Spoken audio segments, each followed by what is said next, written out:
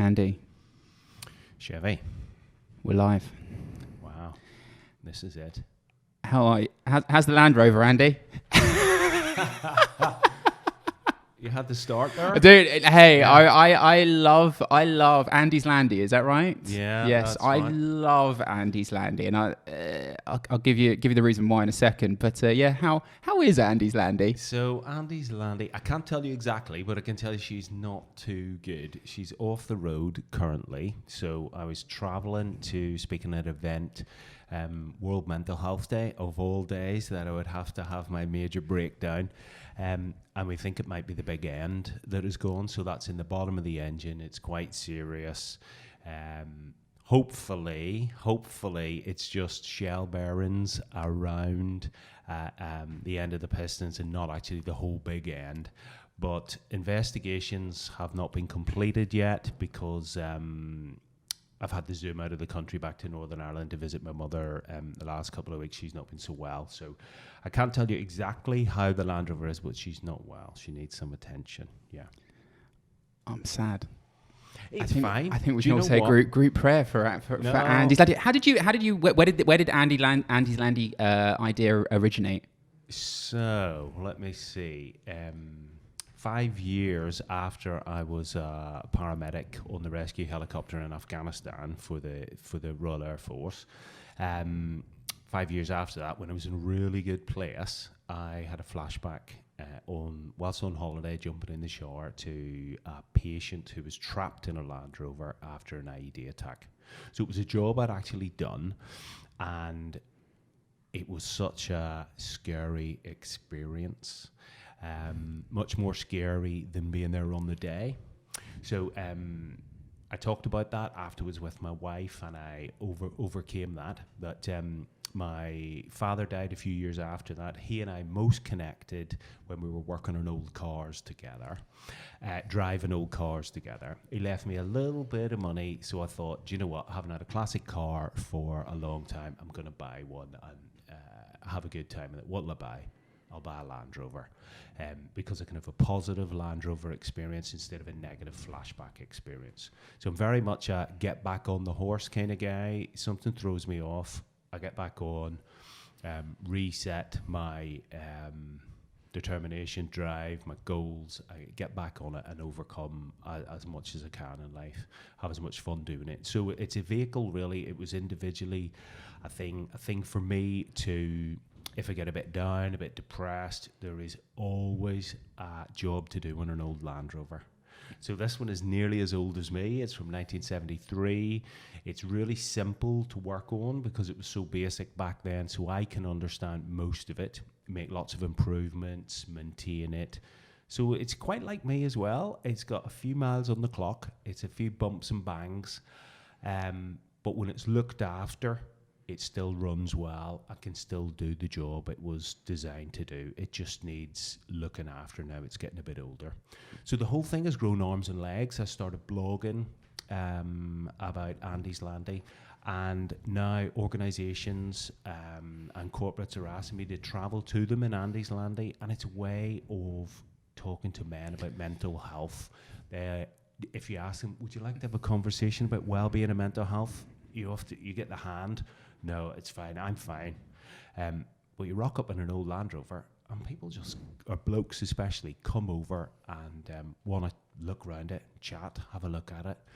It's an iconic vehicle, so it's kind of just evolving, but it seems to be really working. Yeah, Buddy, I love it, and I think you've just you've absolutely hit the nail on the head around. I had a lot of people come to me. Definitely a couple of years ago, it was kind of like, hey, my boyfriend's struggling, or my brother's struggling, my uncle's struggling, would you mind, what can I do, and would you mind having a conversation with him? And they're like, we'll set up a coffee, and I'm like, no, if I'm sitting opposite a table from them, it's not going to work. Dudes, I don't want to be too generalist because I think every human is different, but if I am being generalist in my experience, when you try and confront a guy head on, it's just too much. And if you're too direct, you have to really set the scene, you have to set the environment. And then I think also linking into most human beings that we struggle to slow the cogs down, and we kind of need steps to do that. Yeah. Do you know what I mean? Like the mind spins really quickly, and how do you catch a fast cog? You don't put a slow cog next to it. You have to match its speed. And I think this is why, movement or distraction is a great thing. And like you say, kind of coming together over kicking some tires of an old Land Rover is amazing. And just the sitting shoulder to shoulder in the vehicle, it's a great place to have a conversation. I've had loads of fantastic conversations on journeys with blokes in cars. It's a lot of work I do in corporates now. Senior people will say, if there's a difficult conversation to have, I engineer that we go on a walk. So let's go on a walk, shoulder to shoulder. We're looking at a problem together. We're looking at a way forward together. There's some movement involved with walking. Not so much with sitting in the Land Rover, but that is often a good space to have a conversation. People tell me as well, that is when they have the best conversation with their teenage kids. When they're trapped in the car with them, they turn the radio off. So maybe only for a short period of time, but we're avoiding awkward eye contact. We're not confronting things head on. We're looking at an issue or a problem together, or the way forward together, or this shoulder to shoulder thing. That no one's alone with a problem. Yeah, no, dude, it's. I think it's beautiful. Like and I say I like that. It's that shoulder to shoulder element. Like, hey, I'm of equal measure. I'm not confronting you. Exactly. I'm not tackling you. Yeah. We are of equal measure in this situation. And not to get too deep, but it signifies let's move forward together. No, exactly. Which is great. It's more going in on the empathy, isn't it? Which is what we want to have, empathy with someone who's having difficulties or problem, or has been courageous enough to share something with you. Yeah. Yeah. I talk about the power. I don't think we give. So I talk about transitioning a lot. It's we all understand this relationship with stress. We've got this relationship with rest. And we understand that we need to shift between the two. We're starting to understand that. And it's kind of, hey, first I need an awareness of where I'm at. What side of the fence am I sitting on? But then I need to understand how to transition. And this is why, like walking, commuting, we have all these moments in the day where we get to shift. And I think that's, like you say, the car journey and stuff like that is fantastic. Have you ever driven an old car? Let me think. Have I ever driven a car? No. I know. I remember I went on a red letter day. I think like 15 years ago or something, and I think I drove an old E-Type. Oh wow! Cool. Which was beautiful, and it's really funny. I suppose I was brought up around. I'm called Chevy, so we used to go. My father used to build and race old American muscle cars and take them out to Santa Pod. So I was kind of brought up around cars and bikes and stuff like that. But I think my first memory of driving really was only about 15, 16 years. It was an E-Type. It was beautiful. Oh, well, that is lovely. I've never driven an E-Type. But just driving a vehicle that old is very tactile, very sensory, very in the moment. And the day I broke down, I'd actually, I developed the problem after a stop for breakfast, but when I stopped for breakfast on my way there, I'd been driving about 2 hours, and I was just thinking, what a lovely drive. I've been driving, started off in the dark, came into the sunlight, mostly on old roads. I don't go on the motorways in the vehicle, but it's very tactile. The steering moves, you really feel the rubber on the road. All the switches are even more tactile, like the wipers. To find it in the dark, it's a different knurled knob that you turn instead of all the other flicks. And it's just so tactile, it's very much taking notice of being in the moment. So it's just great as well, that aspect. But the dots that I'm connecting here is I talk about. People ask me what I used to be known as the mindful mover for a while. I think I gave myself that title, so I've got to live with it. But people were kind of like, what is mindful movement? And I was kind of like, well, hey, look, if I said to you, mind your step. Right now, you'd become suddenly very aware of your environment and your body. And how to take the best possible journey from A to B with the least likelihood of injury. And that's kind of really dialing into the moment and listening and hearing what's going on. And I think things like that, these are the healthy distractions. You know, we don't all want to slow down and close our eyes and meditate. Like it's a very hard thing to do. I live and breathe this stuff and I find it very hard to do. A lot of us have got very busy minds or very creative minds, very energetic minds. So again, it comes back to this cog thing of trying to, how can we slow ourselves down? How can we catch ourselves? And this is why I say things like this are so beautiful and wonderful, because it just dials you back into the moment, I suppose, isn't it? Well, I developed quite an understanding about it in a tour I did in the summer around Northern England and Scotland with emergency services, promoting a wellbeing and resilience framework that they were introducing. And we're having a discussion in one mountain rescue base, and there was two guys. One was really talking about yoga. One was really talking about mindfulness and how good they both were in their lives. Fine, I use both of those. And then this other chap said, well, when I'm feeling really stressed and need to chill out, I go whitewater canoeing. And people were like, what? That's my worst nightmare. I'd worry I was going to drown. How does that chill you out? And he said, well, I'm just totally focused in the moment. If I'm not focused, I'm not concentrating on exactly what I'm doing, I am going to drown or capsize. And he was like, that's how I relax. So for me, it's finding what does that for you. You know, for me, going and mechanicking on the Land Rover is one thing that I do to take my mind away from other things. It totally stops me thinking about work because I'm sorting out the fuel problem I'm working on or the electrical problem. And it's just a distraction, but it doesn't always have to be. Some guys really turned off by this term mindfulness. You know, you don't have to be sitting cross-legged in a quiet room, you know, burning an incense. Yeah. It can be whatever you want it to be, whatever works for you. Yeah, it's interesting, and I'd absolutely, like, I couldn't agree more. One of the interesting things we're seeing though is so here's a good thing. It's really great what you said, because when we work with operators or we talk to operators, you know, guys who jump out of aeroplanes for a living, and then what do they do on the weekend? They jump out planes for fun. And one of the coaches and a strong mentor of mine, Rob, talks about like guys that he works with. Like he works very closely with the special warfare teams. Yeah. And they're like, you know, like that. I do that as a distraction. I do that as something to unwind. It's like, yeah, cool. You do that to unwind, but your body is recognizing the fact that you are just jumping out of a plane. Yeah. You know, and I think this is the thing that we've got to work on with guys and just doing humans in general is definitely the A-type personalities who are, you know, they understand that they have a tool there as a distraction, but do they understand the impact that distraction is having on their system? Do they understand this shift from rest to stressed? It's kind of like the guy with the white one. Again, I'm not taking away from that at all, but it's, you know, for me, hurtling our bodies down a very dangerous white rapids is, from a system point of view, is not putting us into a place of rest. So if you've got someone all week that's operating, going from on and off in whatever thing they're doing, it's kind of like, are you just using a fast cog and not slowing? Yeah. Do you know what I mean? Does that make sense? It's kind of like, totally. And that's one of the challenges that we're seeing from operators and in, you know, emergency services through to, hey, CEOs of startups and, hey, everyday human beings. Yeah. It's like, and let's drill this down. It's kind of, you know, I go to spin class 5 times a week. That helps me, you know, unwind. And I'm like, well, you know, your body doesn't know the difference between work stress, training stress, life stress, or nutritional stress from the neck down.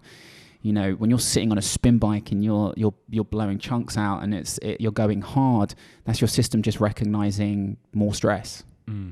It's different. It's a change. Yeah. And a change is as good as a rest, and that'll work. It's maybe turning the tap on your stress container and getting rid of some of the water that can flow out, or the grains of sands that can flow out. But I think we need to do something different. I'm with you on that, to really get rid of some of the big rocks that are maybe in there, and that's something I experienced in my life. At a build up, I got through lots of things, just kept going from one thing to the next, ended up doing too much, and realized that some of those coping mechanisms maybe were helping me a little bit, but weren't the whole holistic long-term marathon. It's a marathon rather than a sprint. On reflection, and obviously the work that you're doing now, and you have such a love and passion for the community that you've come from, brotherhood, right? It's I totally understand that. It's what are the tools that you're identifying now that could work in that space? What are you saying, like, hey guys, this is potentially what's missing, or what we need to develop and work on for individuals within the environments that you've come from? So for me, the one piece of research that I really, really like, and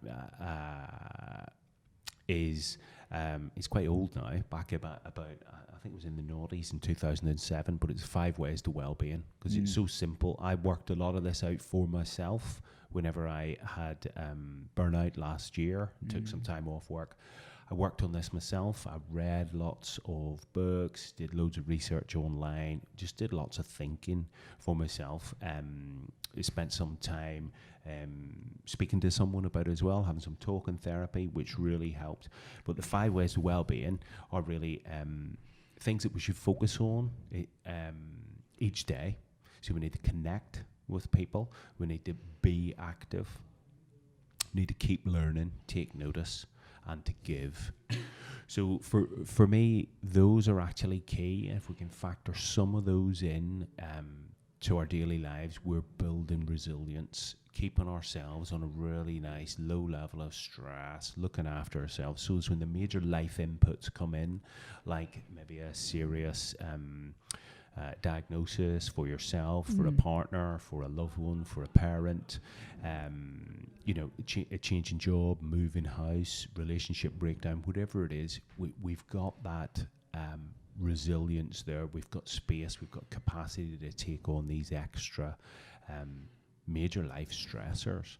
So the other ones that I'd add into that, personal ones for me that aren't part of that piece of research, is sleeping. We need to put some effort, thought, time and energy into planning how best to sleep for us, to get some kind of rhythm into that, and some ongoing regularity. That was a massive thing for me. Nutrition and daily gratitude is something that really works for me as well. That's I'll save that for later, I think. Yeah, big one. Jump the gun. No, please, no. It's absolutely we can chop and change.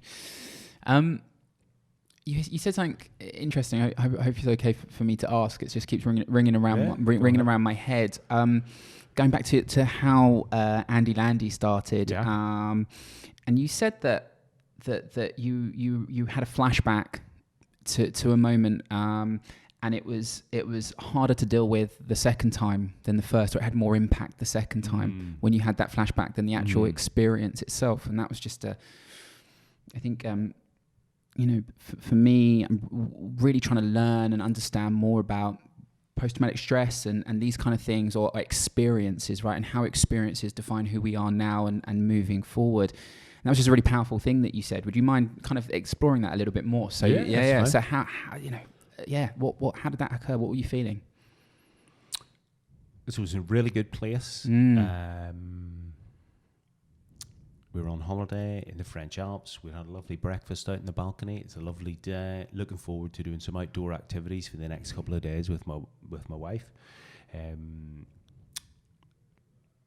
I'll be ready soon. I'll just jump in the shower. Yeah, take your time, she says. Got in the shower, turned the water on, pulled the curtain across, and suddenly I'm back in this guy trapped in a Land Rover. I'm in a Land Rover. It's like a really confined space. His face is really close. Could you and forgive me, I interrupt. This is really amazing to learn. Could you actually see that? Was it really kind of you were right in that moment? So I could see the guy's face right there. So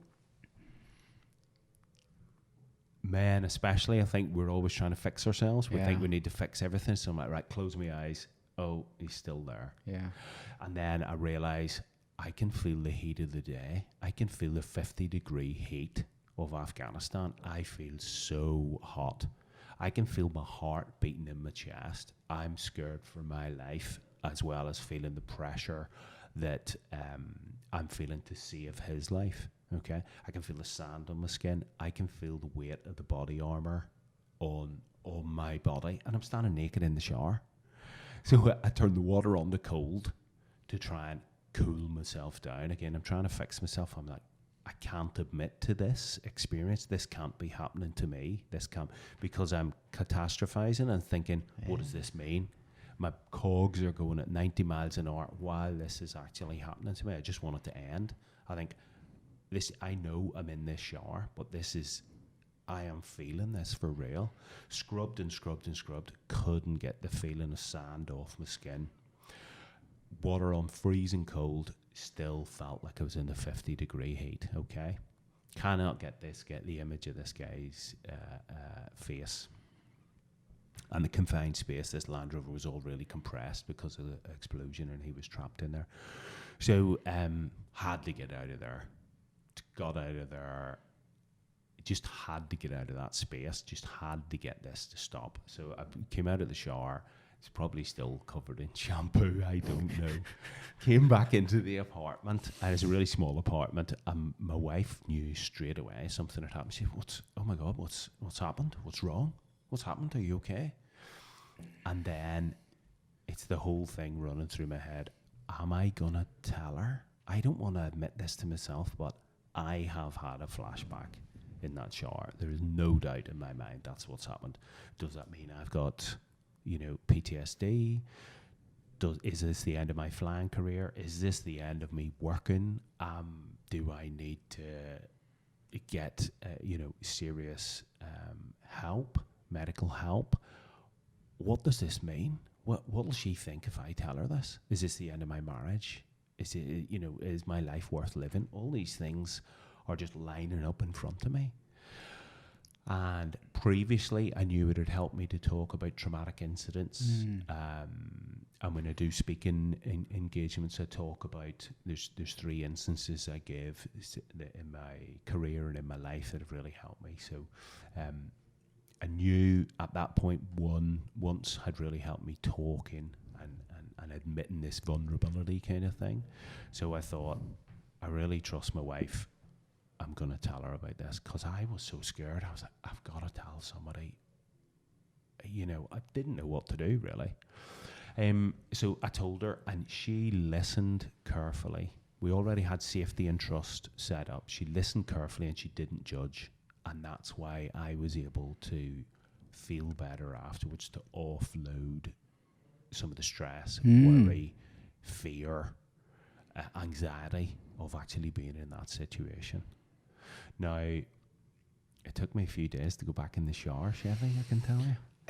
I thought, if I go back in there, is that going to happen again? I'm sitting here holding I was holding my breath. I was like, I can only imagine. Yeah. To Because at the time when I was doing that job on the ground, it was a job out of the ordinary for all sorts of reasons, which I don't need to go into with you. But it was there'd be ongoing firefight on the ground after the incident. It took ages for us to land. It was very complicated. There was very mixed reports how many people were injured. What were you doing? What was your role out there? So I was a paramedic on the with the Air Force on the battlefield rescue helicopter. It's called the MERT helicopter, the Medical Emergency Response Team. So it's really, medicine evolves during war times, and it's one of the key factors in involving medicine in the NHS since we had the conflicts in Iraq and Afghanistan. So I was out there with loads of people in the TA who are now back working in the NHS. Amazing. and pre-hospital trauma has really changed dramatically since those conflicts, as it always does if you look at history. So on the day, during the job, you're so focused on what you're actually doing. You're scared, it's a bit out of the ordinary, there's other things to consider, but you're working really hard. You've got a patient in front of you whose life you're trying to save. You're working with I was alone with the patient at that time off the aircraft, but then I get the patient back to the aircraft and then we fly back. So you're part of a team, you're working really hard to try and save someone's life. But whenever I was stuck in that shower, it was just me. There was no one else. And I knew it was all in my head. And this was not just a video playback. We can all play back memories in our head. but because it was all the real sensory involvement of the sand, the temperature, the weight of my body on it, that's why it was so scary. It was like I was just right there.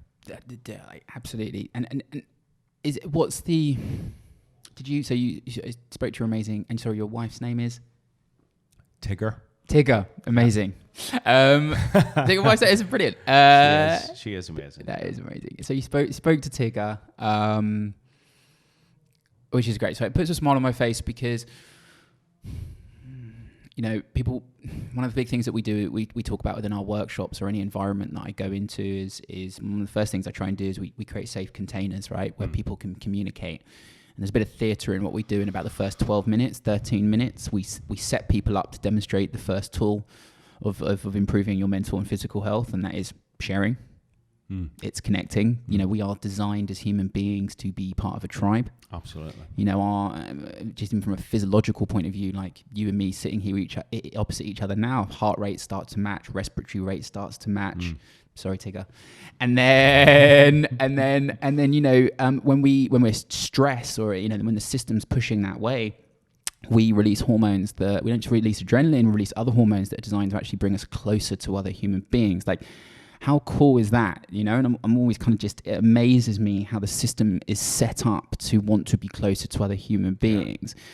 So it's just always, in everyone that I meet and talk to, it's just the sharing bit, the talking bit, just how relevant that is. It's not some mumbo jumbo. It's our physiology is designed to bring us closer to other human beings, which is just wonderful. It puts a big smile on my face.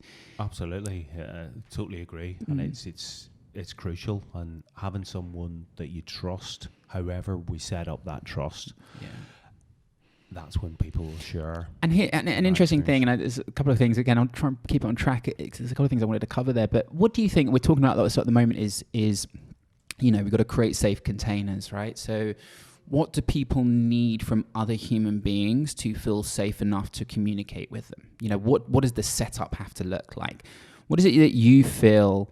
And people say this is an interesting one because, like, how do I get my loved one to open up to me? How do I get them to talk? Okay, cool. Well, let's think about the environment that you need to create for them to do that. We've talked about walking and stuff like that, and that's an external thing. But what is it what do you think people need from other human beings to feel like they're in a position where they can start talking? So I think you need time out from whatever you're doing, the 21st century hamster wheel. So how many times do you have a conversation with someone and they're looking at their phone? No, I am listening. Yeah, I'm just Amen, doing this, dude. Yeah. Amen. Or on email, at work, whatever, on the laptop. Or they're talking to you over their shoulder as they're walking somewhere, even in the home, doing something, preparing dinner. You just really need to take time away. Let's just turn everything else off for a few minutes, because this will put everything else into perspective. You'll get some major things sorted out, and it's all about listening. Guys, especially, I'm very male focused because 3 out of every 4 suicides in the UK are men. I'm very male focused, and I make no excuse for that. It's not exclusively, but yeah. What we're doing so far isn't working, so we need to do something different to get that to change. Guys are always wanting to fix people. Ladies are much better at this. They talk about almost everything. They listen to each other.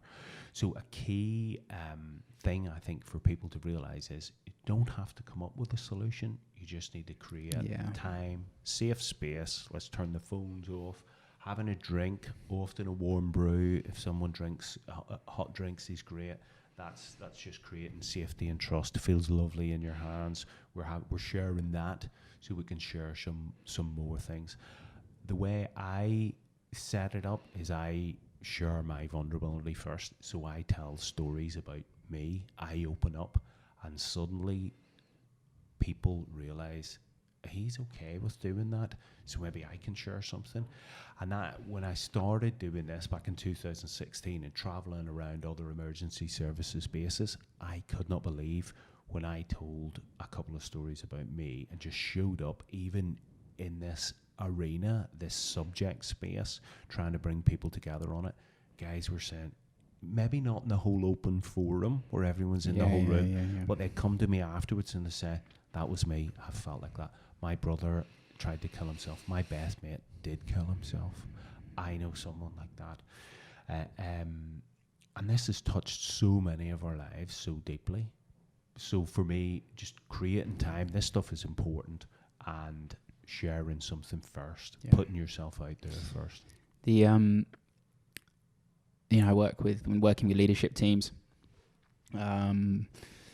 just groups of human beings trying to operate more efficiently with each other. Vulnerability, definitely working with leaders. We talk about the need to open up, to show vulnerability, to say like, hey, this isn't working. This is the reason why. This is how I feel. Like, to do it with guardrails. Vulnerability without any guardrails on is just someone in a very vulnerable place potentially. I don't know, but it's I think it's important. But that's what I say. And anything's like an exchange. I think you and me and people. I think anyone listening to this who walks into spaces and their job is to get the attention of the people first and foremost. Like, people won't listen until you get their attention. And I think vulnerability is a great way to do that, because it's leveling the playing field, and it's also a thing of trust. Us human beings need to feel safe in an environment. So by saying like, hey, here's my shit, this is what I'm living with, and this is what I've got, like, I understand, it brings people definitely a step closer to you. And I think it's such a powerful word. And so even I was going to say, please. For leaders, asking for help is a brilliant thing. I don't know the answer to this. Could you guys help me with it? What do you think we should do? So from my background, I'd be flying with people of all ranks on an Air Force helicopter, but we're a team of 4 when we go flying, and there's a very level playing field for us to have open, frank, efficient communication, encourage contribution of ideas, exchange of ideas, come together with a group solution. So I've had captains who are really senior, way, way above my rank, who they'll rock up at an incident. We'll all be looking down on it together, either the boat going up and down in a storm or someone trapped on a ledge on a cliff in the mountains. I've never seen anything like this before. I've had various captains say, what do you think we should do? So we're brainstorming, we're coming up with ideas together, and that person can accept those ideas. They still have ultimate responsibility of choosing which one we're going to go with, but that really brings the team together. Yeah, and it's those cues. So it really, what I find wonderful about the emergency services, this kind of world, is effective teams are already showing the skill set required to be able to communicate about some of the tougher stuff that's going on in their life, because effective teams are built on instant feedback. Wash up, like, hey, what did we do? What could we have done better? You don't, when you're getting out of the chopper at the end of a big day, you're not high-fiving going, we're amazing, right? Well, I hope there's a couple of bits in there where you're doing that, but you know what I mean? Like, that's a goal, but it's kind of getting out going, guys, what could we have done better? Even when it went really well, when you're looking at effective teams, they're going, what could we have done better? And that's an environment already, but it's in a professional sense of vulnerability. It's like saying, like, learning, and you've got to drop the ego. And I'm sure that even you guys, when there were times when you think like you potentially had it out with each other, or you've confronted, but you understand that's part of the learning process, the skill development process. Like, you're allowed to come at loggerheads, you're allowed to, but that's how you learn. So it's kind of like, when talking to people in those kind of environments, I'm like, right, now let's talk about how you're feeling. You've already demonstrated that you're very able to communicate on this level. Like, you've already got that skill set of leading with vulnerability. You're doing it in every wash up that you do post incident. Yeah, it's just a slightly different vocabulary. I know. When it comes to emotion, I'm about voodoo. I know. When it comes to emotion, and blokes especially are not too good at doing that. They don't want to show that vulnerability, especially guys that are doing my role, that are the dope in a rope, that are getting winched out of the helicopter. When it comes down to the day that, this looks really hairy, I could get hurt or worse on this, that you've got to go out the door. Like, I've been proper scared various days there, or getting off the Chinook in Afghanistan when it lands on. I was the first person to get off, the only medical professional to get off, and there's days you just don't want to do that. When the loadie at the back of the aircraft is giving a sign for the enemy, thumbs down, and will point to you which direction they're in to help you orientate yourself as you're parachuted into this totally different environment than you've been in traveling. I'm not a trained infantryman, I'm a search and rescue paramedic. And you're going out there getting the thumbs down over there, so you're like, right, okay. You want me to get out. You want me to get out. Yeah. We just got to keep moving. He who hesitates is lost. You just got to keep moving and going forward and rely on your training. But when you get the thumbs down and it's all around, you're surrounded, those are the days that you really think, the lump in the throat, you feel it in your chest, and you're thinking, right, this could be it. This could be it. So do you mind if I ask? Sorry, and forgive me. It's it's wonderful. So do we think? I think the answer is a mix of everything, but it's good to dissect. But I've got this interesting thing. The thing I'm talking about at the moment is unconscious bias a lot. So I think there's a couple of things in there, which is like absolutely one. It's like, I don't want to share how I'm feeling because potentially, hey, I've got to dress for the job I want. I've just got to do it. If I doubt myself, then how is that gonna? You know what I mean? Like, what's the cascade of that? I'm sure there's elements of guys that are just egos, right? Like, it's like, this is my job. This is what I do. Like, go. But then I'm also wondering, like, if I tell you how I'm feeling as someone on my team, do you then worry about your life in my hands, like trusting each other as a team? Does that make sense? It's like, I'm talking a lot in the mental health space at the moment around, everyone's talking about, like I said, unconscious bias. And I'm like, wonder where the research is at the moment around unconscious bias around mental diversity. So if in the workforce, for example, an individual says like, hey, I'm struggling with this load. I'm struggling with anxiety. I'm not feeling great. I'm feeling very depressed. I've been, diagnosed with this. It's like, how does that stand in the way of them getting on the bigger projects, the promotion? Right? Because, hey, I'm a CEO. I need a team full of operators. Right? And so then are people worried about speaking up, or the people that do speak up are not getting opportunity because they're doing that? And it's like, I wonder, in that world, do you ever feel there's a space where, like, if I open up, then maybe the guys around me won't trust me? Or, do you know what I mean? Is there anything else there that you feel? Totally. I think that was the culture then. That guys wouldn't talk about that. And sometimes when the old thing was come up, people would exchange knowing looks, but nothing was said. And I've had occasions. I was on a job with a winch operator. So in the back of the aircraft, there's a winch operator who works the winch, that I would clip on, and I'd be the winch man up and down. You work very closely with each other, two pilots up the front as well. But they'd be facing forward and we'd be working in the business end of the aircraft, I would say. But there's a lot that we would communicate on the intercom that everyone can hear, but there's a lot exchanged with just knowing looks, hand gestures, pointing, etc., etc. So you'd build up a really close relationship with the winch operators that you'd be working with. So there's one job I did with one chap up in Scotland. It was a dreadful job for all sorts of reasons, and it wasn't a good outcome. It was, and it wasn't easy, but it's one of the jobs I'll always remember, but for various reasons, but I was okay with it. But the other chap, it was like the third or fourth job in a row that he had done that had just been really serious and not with a good outcome. So I just knew he wasn't feeling great about it. So do you know what? I offered to go for a motorbike ride with him on our day off. We didn't talk about it.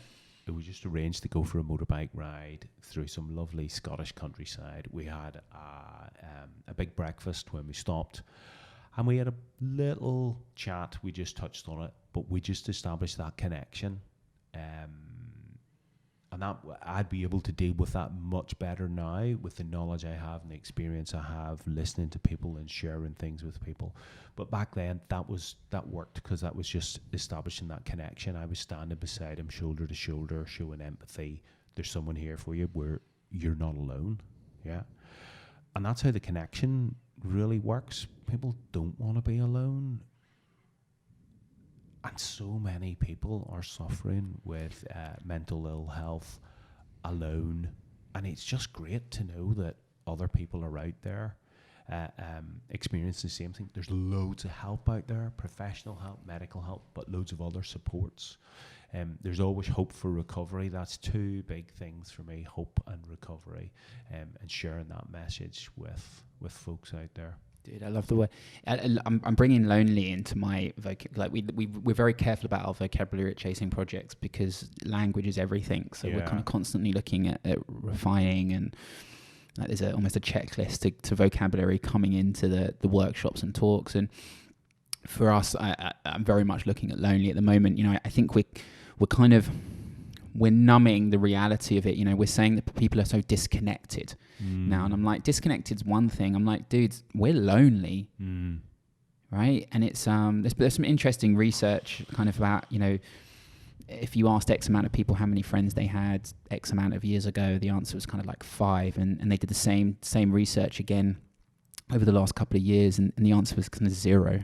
Yeah. And again, I take these things with a pinch of salt. And for me, I kind of look on the front lines of people I'm talking to, and people they're using the word disconnected. And then I'm kind of going, are you disconnected or you just feel really lonely? Yeah.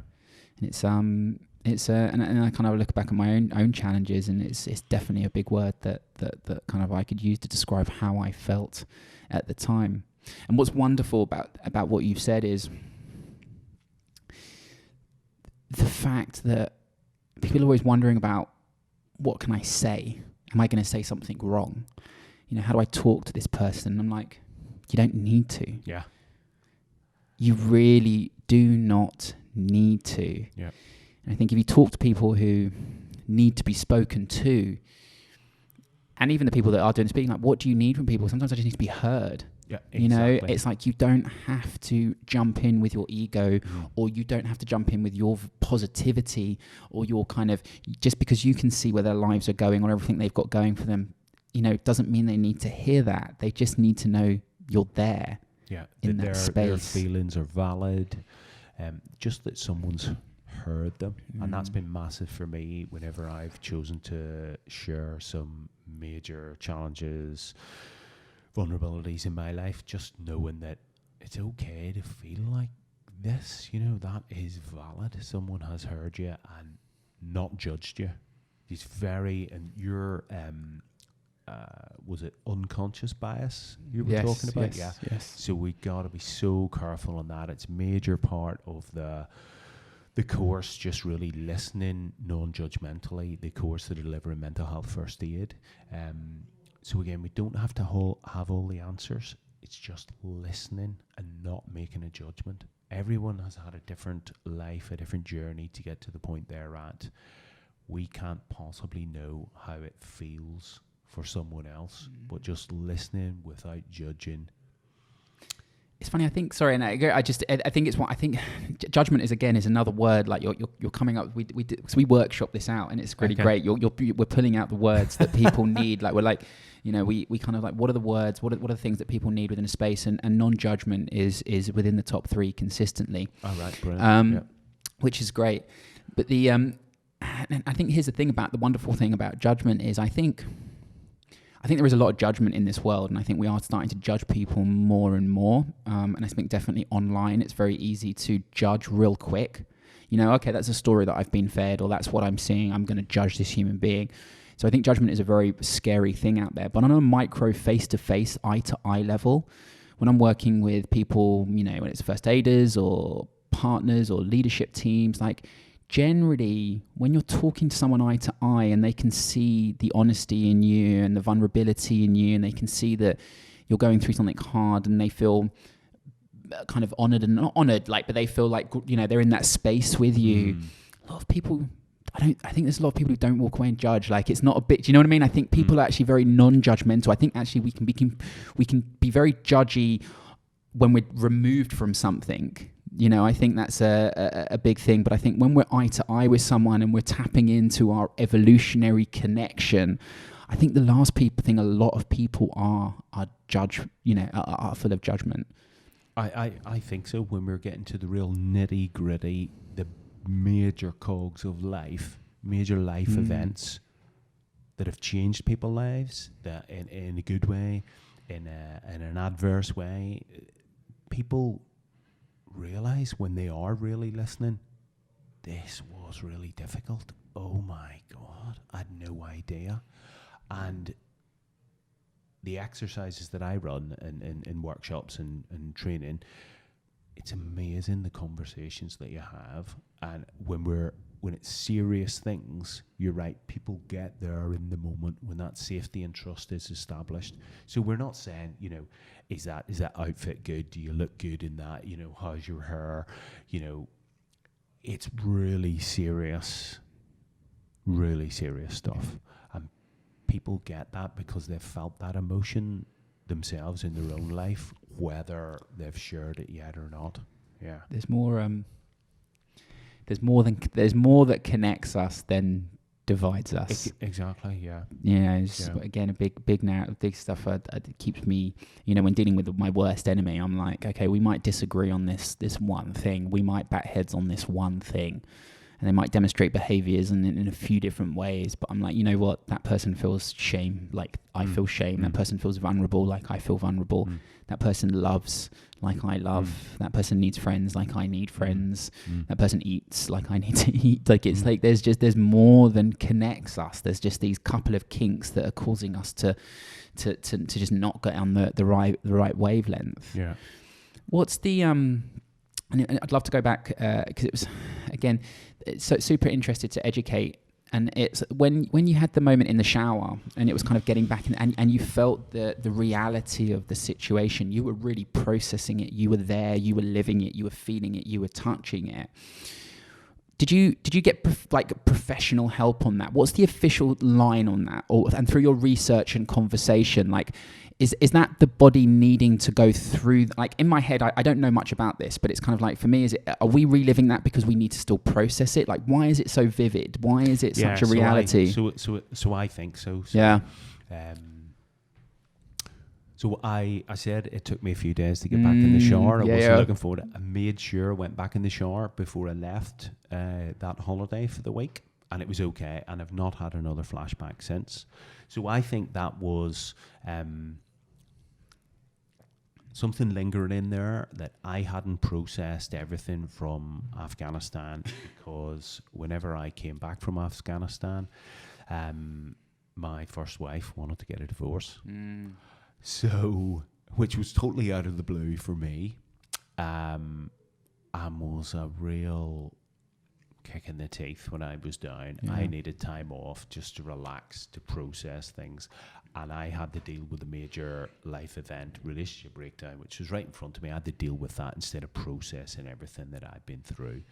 So it's only now I can say to you that, I think that was a lingering thing 5 years later, that I hadn't processed that one job. It used to be, ironically, a job that I would joke about. There's a funny story with it, and it was a job that I would tell if people were asking me, and I would relate it because I thought it was a funny But that's story. the deflection, is it? That's it. If you speak to a lot of people within the emergency services, we talk about, you guys have a special humour, and it can be seen on the outside world as a very dark humour, but that is how you process, right? Like that's how you deal with, or not process, sorry, that is how you deal with it. That's a coping mechanism at the time. That's and what that's really good at is establishing connection again. Yeah. So that was a bit Humor's funny. Wonderful. And we can look each other in the eye and laugh and know, actually, this is really shit. What you think it is it's not just me. The look that you've given me and the laugh we've shared, I know that you think that too. Yeah. But hey, we're here together. We're shoulder to shoulder. We're working through this. We did the best we could. And whatever the outcome, we'll be doing some good in this role. So that is a coping mechanism. And we all are so resilient. People cope with major life events. That's what I found. People are mega resilient with different ways of coping with these major events, whatever it is in our individual lives, we get through them. And then there's the process, the journey of recovery, rebuilding ourselves, moving in a different direction, learning from it. So we learn rather than we feel. That's a massive thing. And what this is a really important thing, the learning thing is key, right? Because it's like how do you get stronger? It's very black and white, right? Like you go, you lift weights and your body will get stronger. But it's like kind of with the mind and kind of learning, it's like, do you feel like a process is to learning? Like how did you translate that from being what was what your body was processing a negative. I hate that word because I don't think anything's negative. It's a crazy, it's just how I think. But that experience, and you were kind of learning from it and translating it. What was that? That doesn't happen overnight. We don't just learn overnight. It takes time, right? It takes kind of changing our mindset or approach, or trying to look for the positive, or trying to look for the gratitude in a situation. Like, I'm trying not to feed it here, like trying to say, but that like kind of learning, like how did you learn from that? Like what was if you could describe the process, the system that you had to go from, hey, oh crap, I'm in the shower, this is something that I need to deal with, to then kind of looking back on it and being able to talk about it now and so forth. Does that make sense? So it's probably something that most people have heard, and until I'd been through all this, it didn't really resonate with me fully. I can't remember if I read it, someone said it to me, or what, a while after that, but it's what doesn't kill you makes you stronger. So it's, right, I'm still alive. What can I learn from this? Asking those questions. What's positive? What can I learn? How can I go forward from here? So that was a major thing for me, keeping my mind active, trying to focus on the positive. Where do I go from here? I still am alive, so rather than spiraling downwards by keeping it a secret.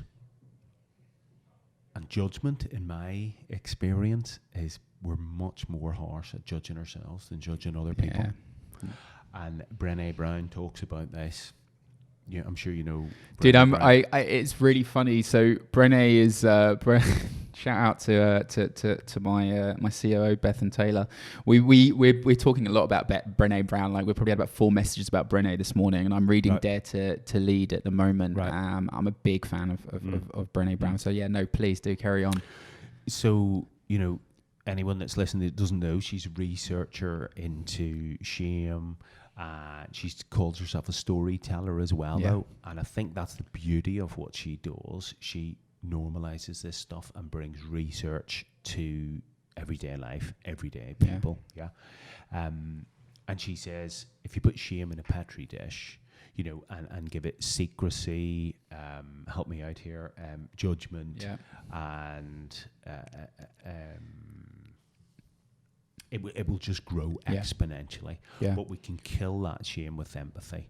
So by sharing your experience and how you're feeling with someone else, that's where we get empathy, connection. That's what empathy's really about. We don't need to understand. We don't need to fix someone. It's just having that connection. So that's always the first one of the 5 ways of well-being that I say. That's crucial for me, that connection. Amazing. Dude, I'm so happy. Like I've literally, like shame is a word that's come into my vocabulary in the last 72 hours. Really? Yeah. Like genuinely, like really. I sent a message to my wife yesterday saying I feel ashamed. Like I feel ashamed of some decisions I've made. I feel ashamed of who I am right now. And this is all from a business perspective. Like I'm kind of, and there's just a couple of things that have happened that have been quite challenging for me to navigate over the last kind of month or two. And like I again was reading Brené Brown, I got to the chapter on shame, and I was like, oh, like this is why I'm not putting myself out there when it comes to certain things. This is why I'm being hesitant in certain things that I'm doing at the moment. And this is why I'm taking something so personally. It's because I feel ashamed of who I was. And then when I'm trying to live my new identity, whatever that is at the moment, when that identity is being challenged, it is reminding me of the shame that I carried from over a decade of alcohol, drugs, tearing apart people's lives, generally not being a great human to be around. And it's just such a powerful word. And sorry, it's just, again, like I wasn't expecting to come across this word, and it's like I've been really processing. What is shame? I'm really fascinated, and I asked this. I wrote it in a WhatsApp this morning to the team. I said, what is shame? What does shame mean to you? You know, when we say that word, what is the first thing that comes to mind? And you know, I'm going to ask a personal question because we're in it right now. How has shame showed up in your life? Like, it's super fascinating. So,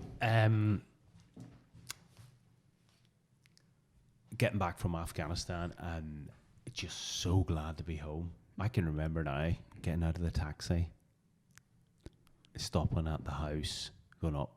My first wife was there, and I was so glad to be back. And just not really getting a great welcome, not getting a big hug, and I was like, oh, what's going on here? What's going on?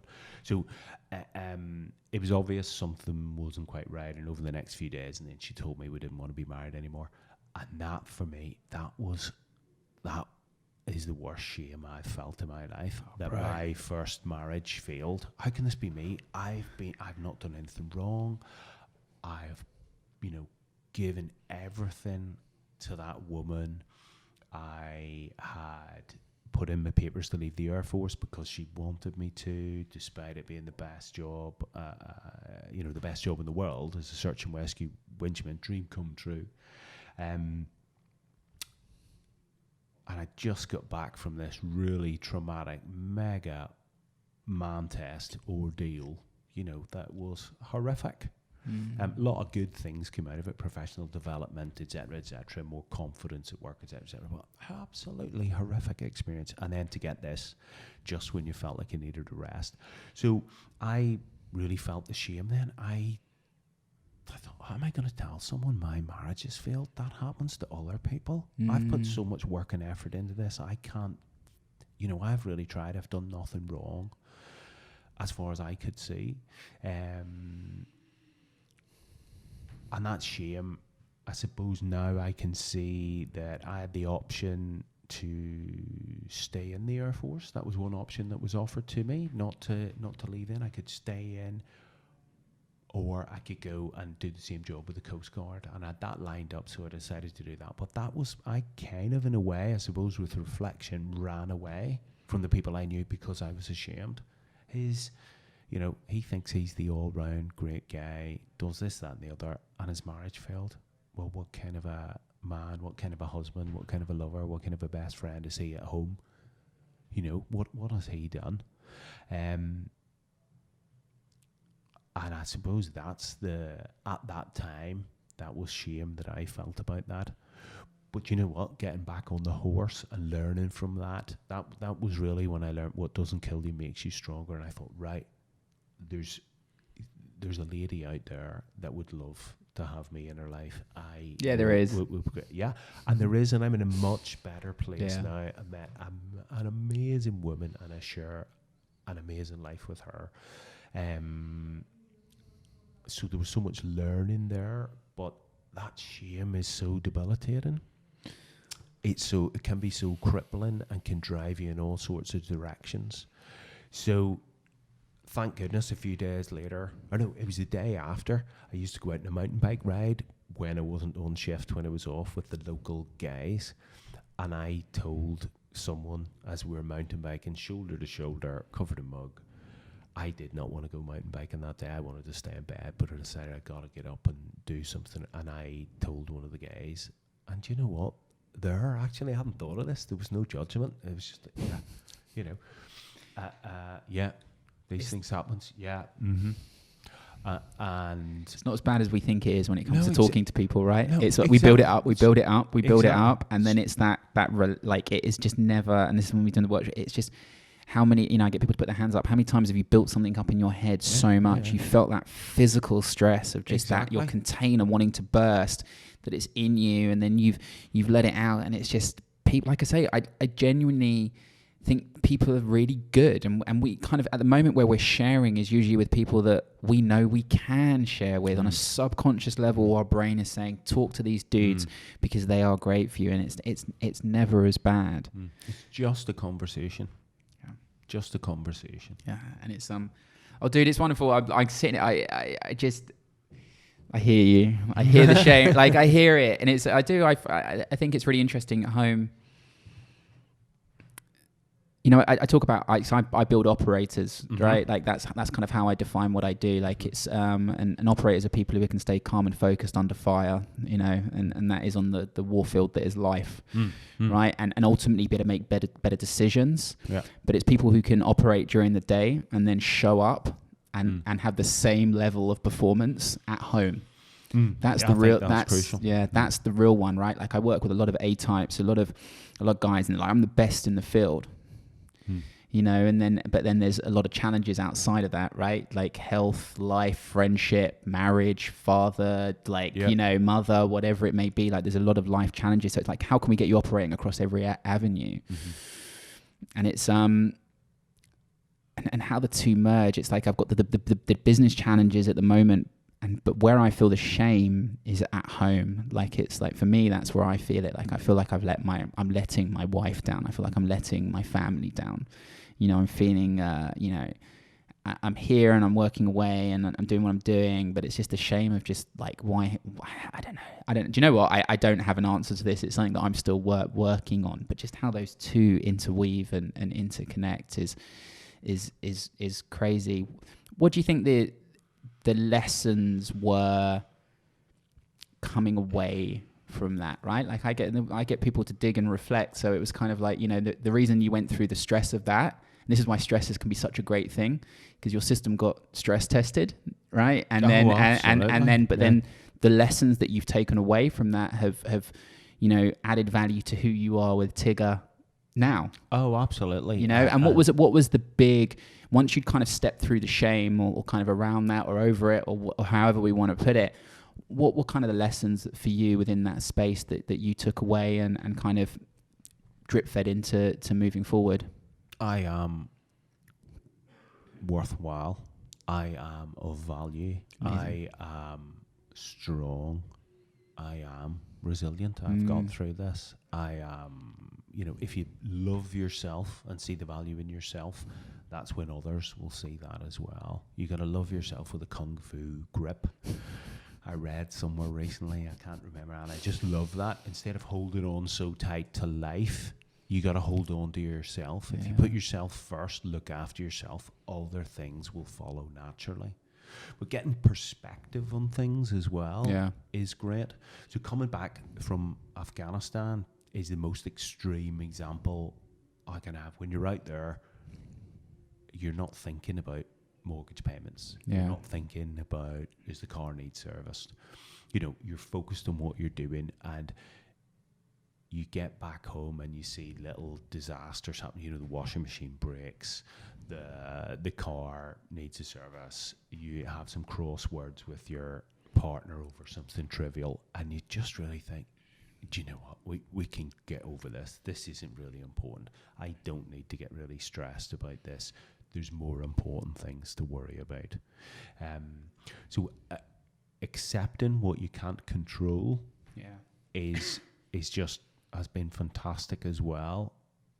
And putting energy into changing things that you can control, that you can make a difference to your life. Was that a hard thing to let go? That, like, because I'm guessing within the environment that you were in, and control is everything, right? Like you're there to control environments or control the situation or make sure nothing. I don't know. I'm reaching, but was control something that you felt you had to change your relationship with? Was it? Have you always kind of before then been quite someone who's needed to be in control? Yeah, through the journey I've been on and giving talks and the feedback I've had, people have said, so control's about everything for you, is it? And, you know, well, to be the best person you can be, to get the most out of life, to live the adventure that life is to the full, you want to control as much as you can, or I do anyway, yeah. But it's been a massive learning thing for me that there's some things you can't control and you just got to let them go, because there's things you can never change. So let's not waste energy on them. But that is the thing you can control, isn't it? That's the great thing. It's like that's the thing. It's like the thing that you can control is your response. Your reaction to the things that you can't control, the inputs you get, absolutely. So it's very interesting. When I'd be like, as a winchman, winched out from a helicopter, I haven't got a lot of control over what's going on there, Chevy. Yeah. So when you're reaching, let me tell you a bit more about that. What you can control is how hard you train. Yeah, and I think that's, So how good I am about my job, the limits I know to the aircraft, the limits I know about my kit, how well I am familiar with my kit, etc., how well I communicate with my teammates, how honest I am with them. And in debriefing, that's a massive thing in aviation, but also in any safety critical organisation that use human factors and is after incremental change and improving things, making things safer, perform better. We not only look at how we can improve, but we look at what went well and why did it go well? Well, let's do that again. Yeah. Let's realise what we did well, why, and let's replicate that. That's share the learning. Yeah. Yeah. So those things are important as well. But there's so much out with my control. I did a job once. You've made me think. I haven't thought about this for ages. It was a night job in the mountains in Scotland. It was a newly qualified captain. So an experienced pilot, but had just qualified as a captain. Relatively inexperienced co-pilot was with us that night, and a fairly new winch operator. So I was the most experienced search and rescue operator on the crew, albeit I was the winchman paramedic.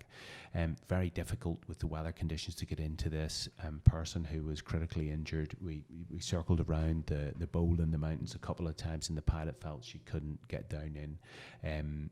So we just settled down, we talked about it, and I coaxed her to come down lower with the crew. We got into position and we reversed our tail into the position we needed to be that was quite close to the objects around, so as we'd have enough cable to winch me down to this casualty.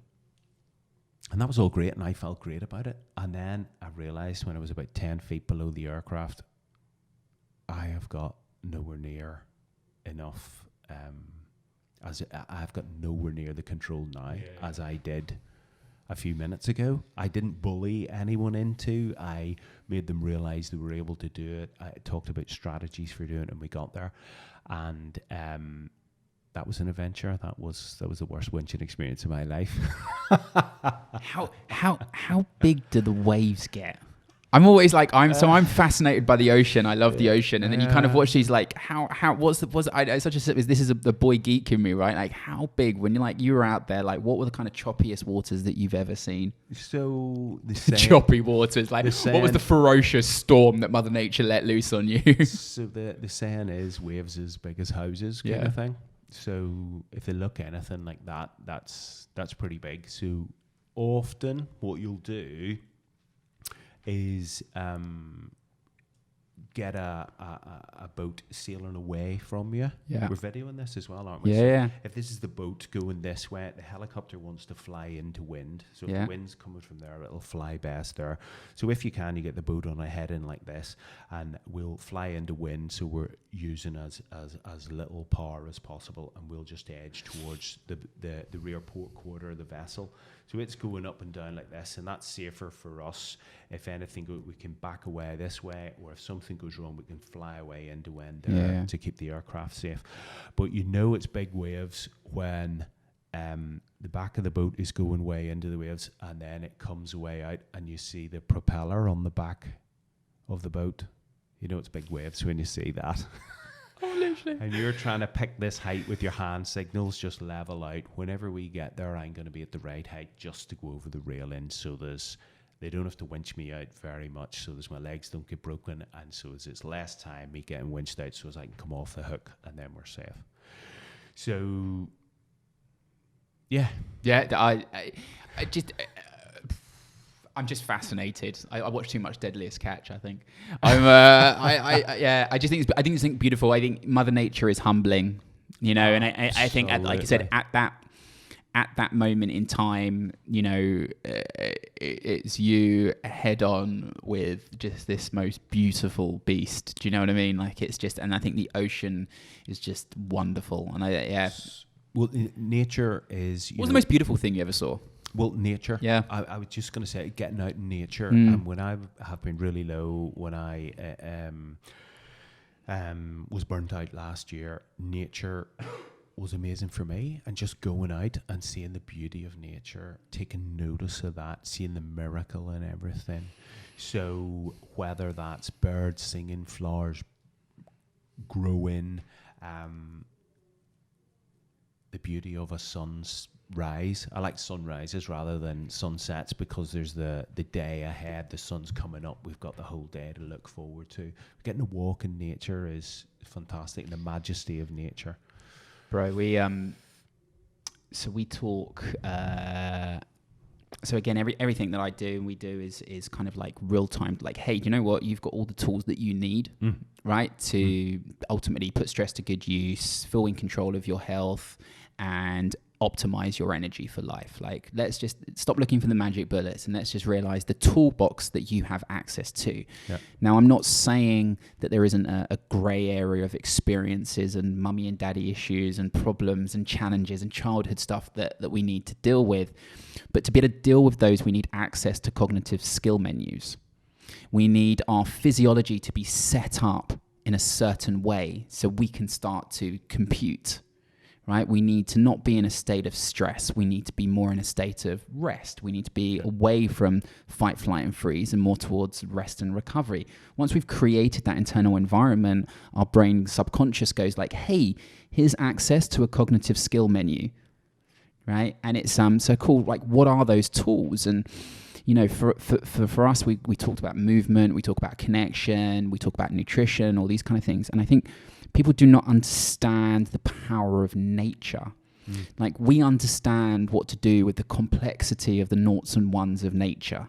You know, our physiology responds to that environment. You know, simply when our vision is in the peripheral, with light, with trees, with the sounds of nature, that shifts us away from stress to rest. You know, and it's I always talk about the fact that I kind of let go of my daddy issues, for lack of a better phrase, when I was halfway up a mountain. It was like a hill in Guildford. Like, I went for a country walk, you know. It was kind of like, but it was when I was in that environment that I kind of started to think, oh, like, I need to let go of this to move forward now. It wasn't when I was in a club raving at 3:00 in the morning with loads of noise in my ears, and you know, it was when I was out, and my best thinking now happens when I'm walking around a park. Yeah. And I think, and people don't realize, I'm like, you know, when we talk to people, we're like, you know, hey, how do you feel when you've gone for a walk down a beach? Oh, pretty good. And have you thought about kind of any problems or found any solutions for life? Yeah, absolutely. Cool. You do know that's not a wishy-washy psychological feeling. That is your body, your physiology responding to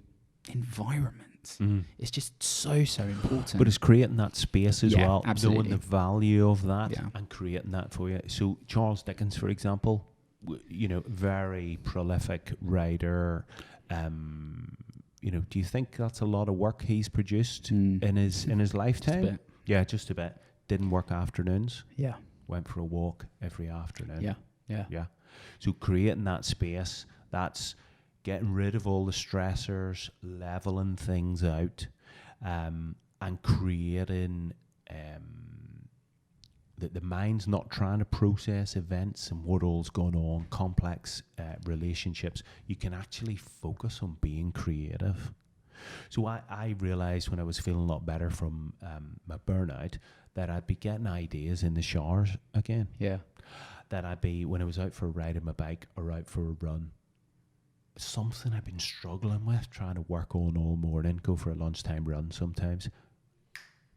You know, that was just sort of like, this is the answer, this is the way forward, because brains just got out of this, away from it. And I'd far rather go for a bike or a run or a walk out in nature than do it down the gym.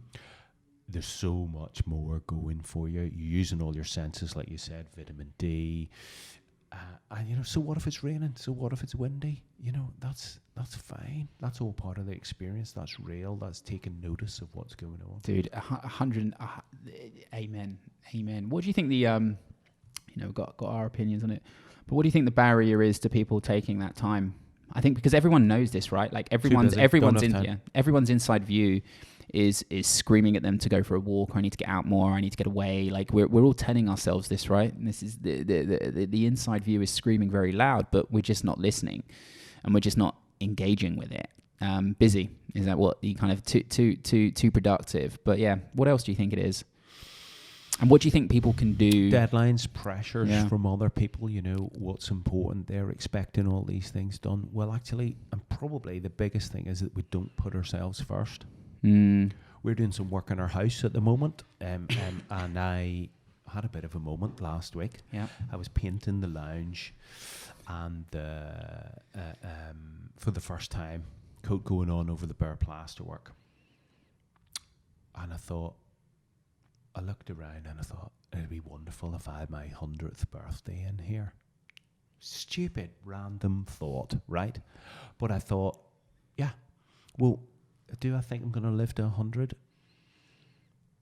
Probably not. I don't know. But it's a great goal, isn't it? So what would I do different if I was trying every day to live to 100?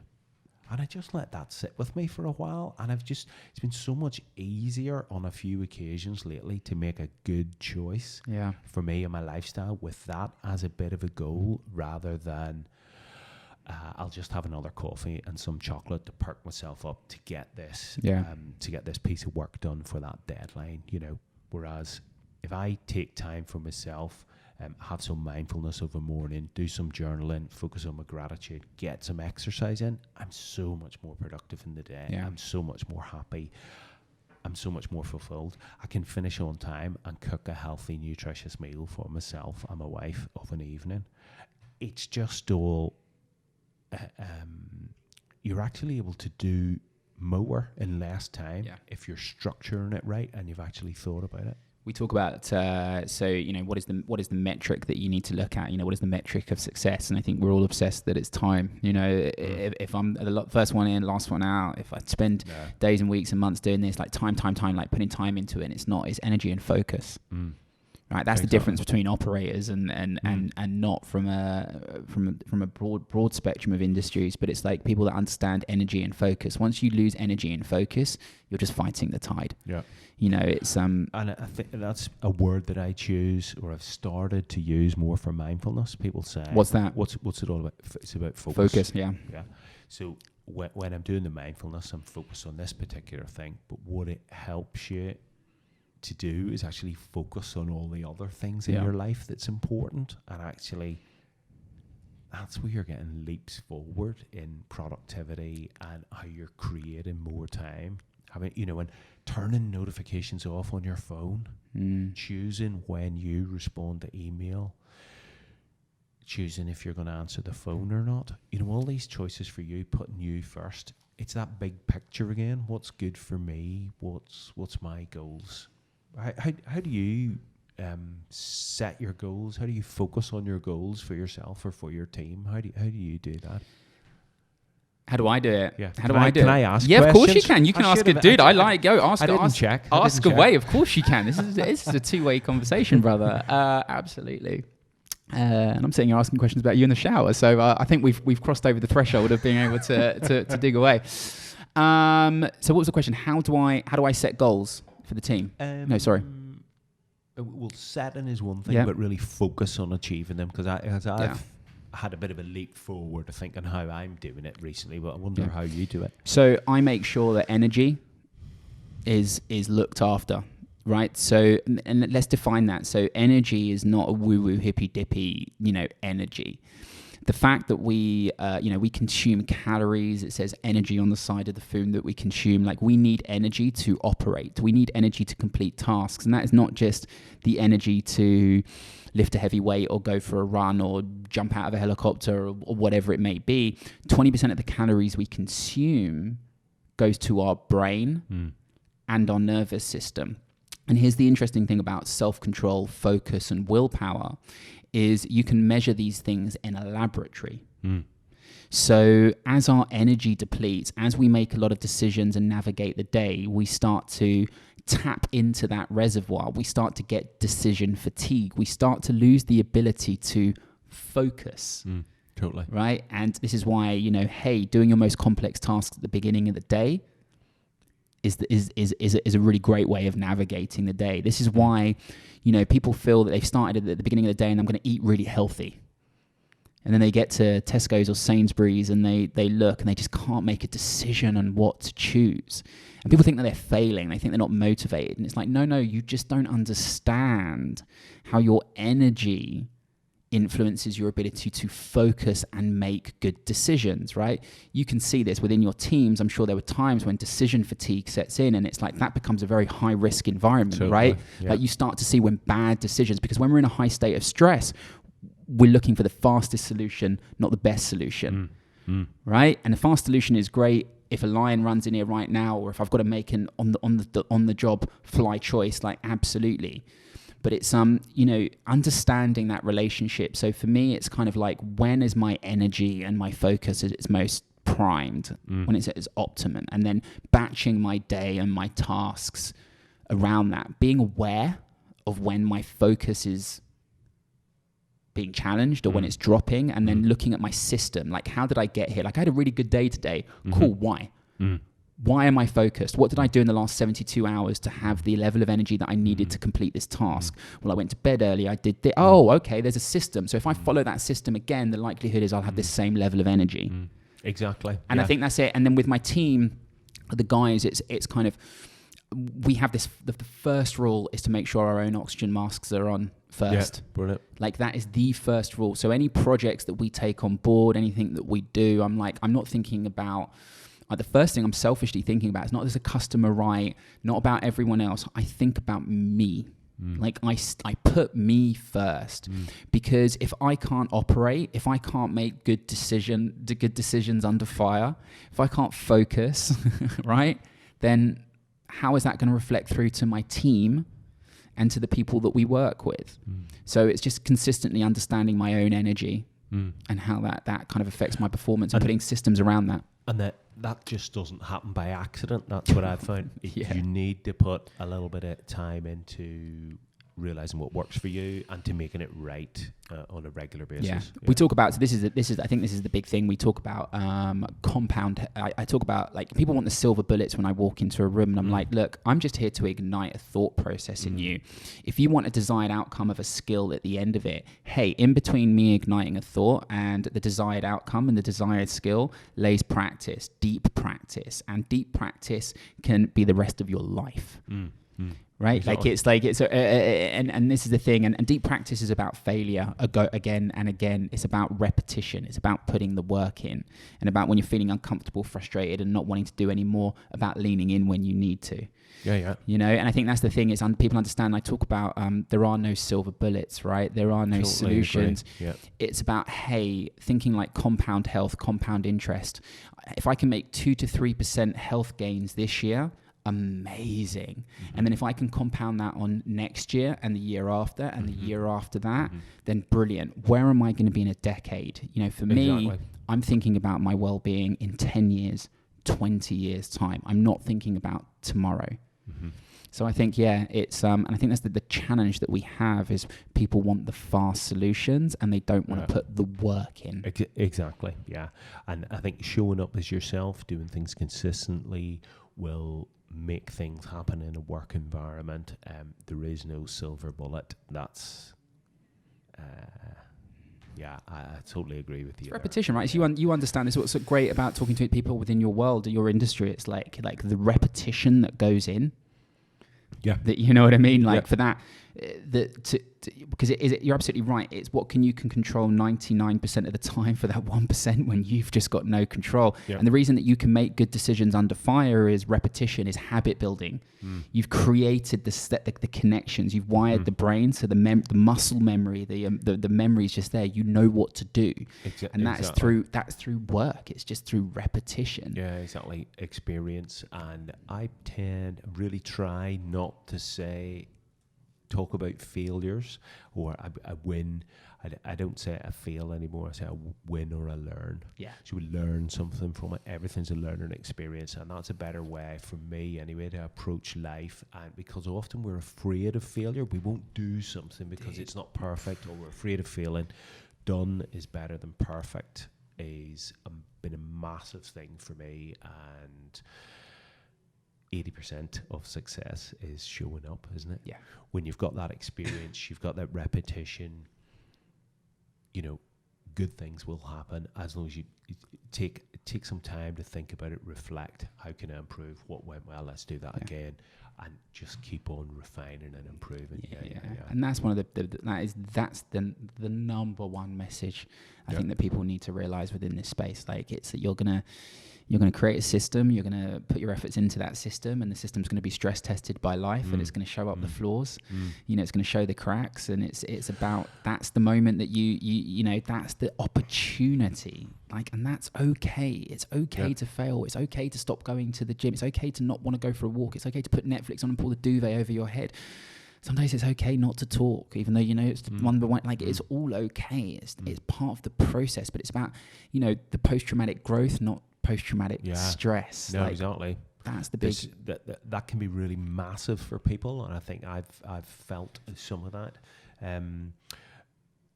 But all the magic happens outside the comfort zone. Oh, amen. So, you know, when you're feeling it's hard work, I need to put more effort into this. When you do that, you'll feel the leap forward afterwards, you know, and that's where you just learn so much, you know. That's what we learn. And I talk about, you know, the frustration, right? Frustration is, people talk about the word, they hate the word. I'm like, as soon as one of my coaches or someone I'm working with says they're frustrated, I'm like, excellent.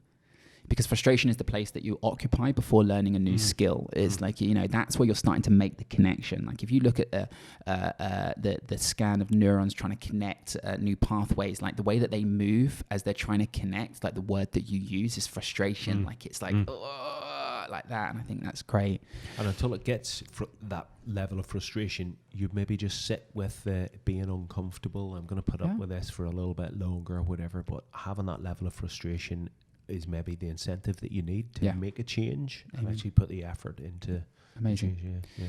So what are you up to? What are you up to at the moment?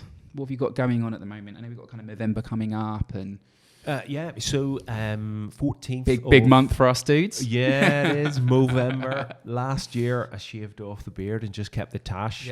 But that was not a big hit with Tigger at all, so I'm not sure I'm going to do that this year. Amazing. 14th of November, it's the second year I'm running a Men Do Lunch Day.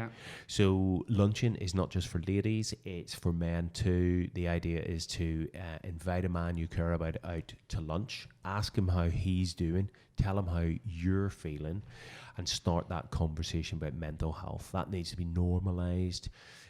It's a massive suicide prevention tool, and we can have some fun. It's not all about talking about depression, talking about suicide to improve these mental health stats. Let's have some fun. Let's go out to lunch, see someone maybe you haven't for a while, look them up, have something nice to eat, have a nice sensory experience, and catch up with someone. So I know you're going to have links and whatever at the end of the show. If you have a look at my blog on the website, andyelwood.com/blog, there'll be information coming out on that soon and how you can get involved. But it's basically just invite a bloke you care about out to lunch.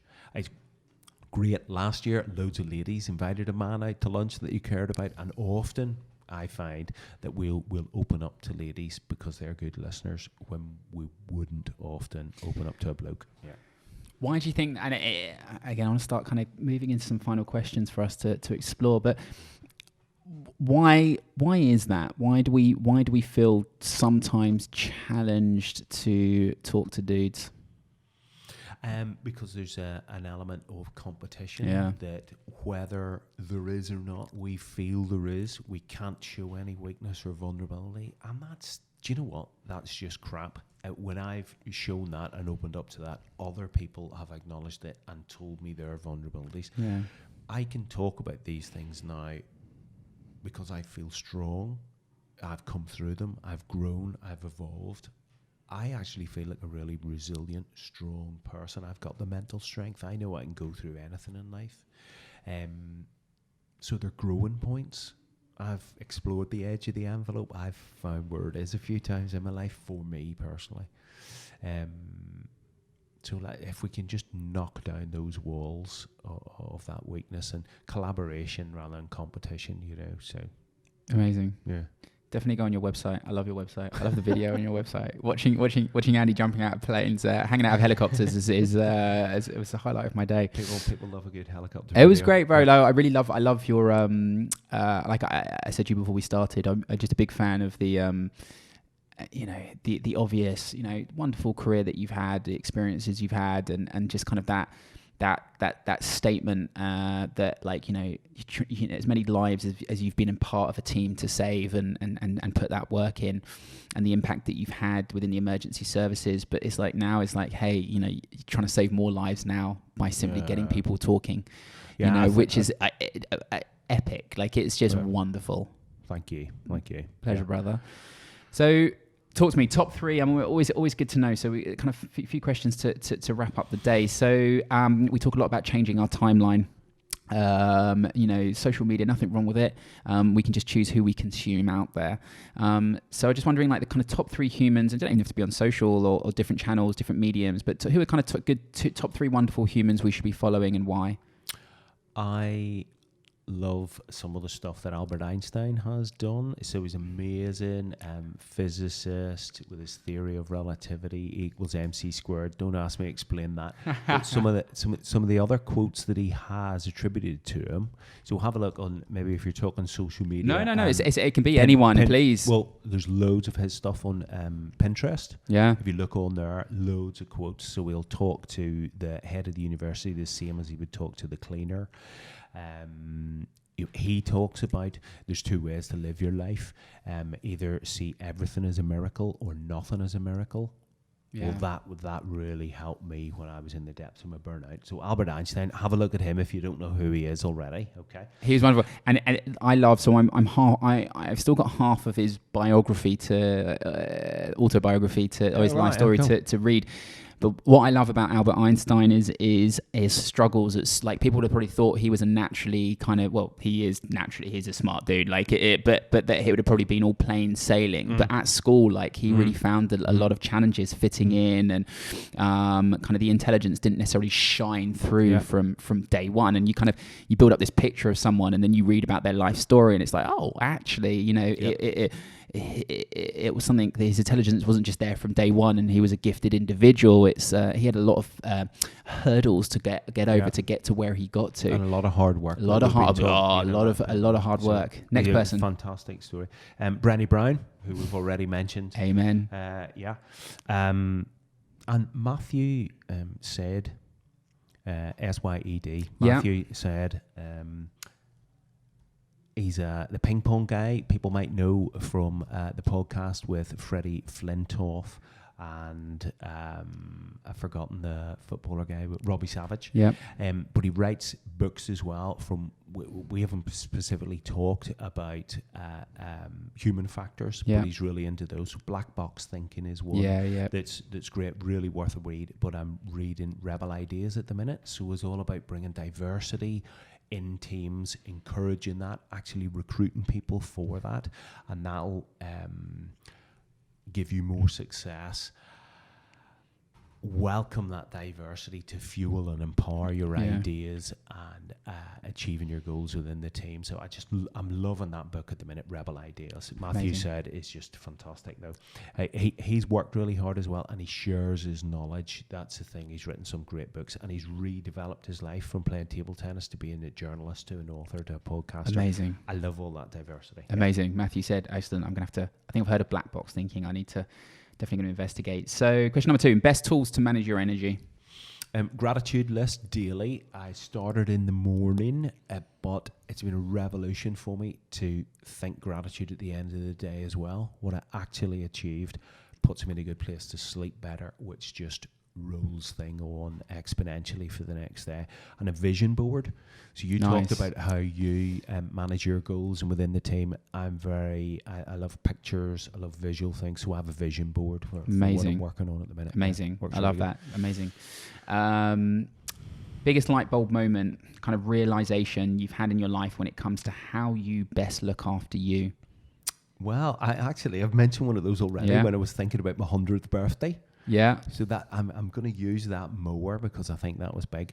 I had a thing a couple of years ago. I realized on a training course I was on that actually I needed to talk to someone about that had not been sleeping. So we've talked about it already, but talking about what's going on for you. As soon as I said to the guy, he asked, well, how long's this been going on? What's going on? I said, well, I've not been sleeping for about 2 to 3 years very well. And as soon as that was like, I just left my mouth, it was like in the bubble just outside my mouth. I was like, oh my God, why have I not done something about this before now? Why have I been trying to fix myself and mask this? So the power of talking to someone and sharing what's going on for you, that is just massive for me. It works for other people too, Chevy. Dude, I think it's been a common theme today. I think we both understand that. Amazing, thank you. And what's been your biggest failure, but at the same time, your biggest learning? I think, again, that just came up in conversation as well, that divorce, having to rebuild my life. At that point, I just could not have been lower, I think. And yet that has just become a massive strength to me, that I can get through things on a professional and a personal level at once, rebuild myself and get to a better place. Yeah, what doesn't kill you makes you stronger. Dude, amen. And we say the road can't take us anywhere that we haven't already been. So I'm always, and I say this, I started when I used to be run coaching back in the day. It was kind of people signing up to 26.2 miles. And I kind of like stand there. I used to work a lot within the mental health space, so people really kind of coming out and being verbal about that challenge and supporting them through their journey. And I'm standing on the start line and they're feeling super anxious or whatever, and I'm like, dude, are you kidding me? This is easy. Like this, like you're worried about giving up? You're worried about where your head's going to take you? It is nowhere compared to where you have been in life, and that is a consistent message. Like anyone, whenever leaning into a situation that makes them feel vulnerable, unsafe, scared, worried, like I'm like, we're all human beings that have all been through very challenging and hard times at some point. Like that, you can't go anywhere that you haven't already been. You've got all the toolkits, all the skills. You've demonstrated the mental strength. Like you're good to go. Now go. Love it. Final one for you. Can you give us an example of a time you've known something wasn't right or needed to change deep down, and then kind of how you felt when you finally actioned it? So that would have to be, it was a massive thing for me leaving search and rescue. So 20 years in the emergency services, best job in the world, but I've been doing it for long enough. I needed new challenges. I decided finally, I'm going to leave and I'm going to have this adventure on my own out in the big wide world, and to live in or the biggest adventure you can have in life is to live the life of your dreams. Yeah. And I realized I wasn't doing everything I dreamed of doing, and that's what I'm trying to do now. So massive leap of faith. I jumped before I was ready. I think that's something I'd encourage other people to do. There's never going to be a right time. There's never a perfect time. Yeah. You gotta put yourself out there, be in the arena, like Brené Brown would say, and I am now living the life of my dreams. It's not perfect yet, but I'm giving it all I've got every day, and it feels great. So it's not that it's easy, but it is fantastic. This is the roller coaster that life is, and today's been, it just takes you amazing places. Me doing a podcast in London with you, Dude, me doing a podcast in London with you, this is, I genuinely, I could not agree with that anymore, because I think we're also fearful of change. We're fearful of what lays ahead. And I'm like, whenever working with anyone through those moments, I'm like, there's just at the point when you've got to jump, and it's like driving at night. You can't see the end destination, but you just have to trust the lights in front of you, and just go for it. Yeah. And I think that once we understand that and once we can embrace that, like it just opens up so many doors. Like I've been in that moment myself. It was a Friday afternoon. I was like, I've got to quit, 4 years ago working in my old life. And I was like, now's the time. And by the time I left Sainsbury's and got back to the office, I was like, I'm just done. And like you say, it led me here. Like, it's amazing to know. I really, really appreciate that. And this is the reason we ask it is because we talk about inside view again. We're constantly telling ourselves what we need. We need to stop listening to the outside noise. It's not that it's not good to get an outside view. Absolutely. Get opinions, talk to people. But, I think we all know what we need to do in life. We all have something that we want to move forward to. We've all got a decision that's inside us. We're all telling ourselves we need to go back to the gym or go for a walk or whatever it is on a micro, macro scale. I think it's all the answers are inside us. We just need to trust that process. The only thing I'd say to that is sometimes people don't find the time to actually think about that. And I know I was like that. So giving yourself the permission to take some downtime just to think about that is massive. So and that's something I'm working on next year. Escapes, meal only escapes, meal only retreats to just reflect where you are. How far have I come? Where do I want to go next? What changes am I going to make in a manly, fun, adventurous environment? Bro, we talk about Maslow's hierarchy of needs. If you fulfill your physiological needs, if you service those small building blocks, warmth, rest, nutrition, movement, and you do all these things, then we talk about it gives you access to cognitive skill menus. But I'm loving the sound of the man retreat. Please count me in on that. So we've got Andy. What's your email address, your website, Andy? I'll put the links in, but what is it? So it's andyelwood.com. And where can we catch you and potentially say goodbye to the Land Rover on Instagram? Never goodbye. It'll be a massive comeback. So it's at Andy Elwood, but the A is a 4 instead of an A. Yeah. Amazing. Yes, sir. Anything else? Facebook is good for Andy's Facebook, Landy. yes. Facebook.com/Andy's Landy. No, it's just wonderful to be here. Thanks for listening, and I look forward to the next adventure, wherever this takes me next. Bro, Pleasure Andy, chatting to you. It's been a real pleasure. Thank you, sir. Thank you. Thank you. Thank you.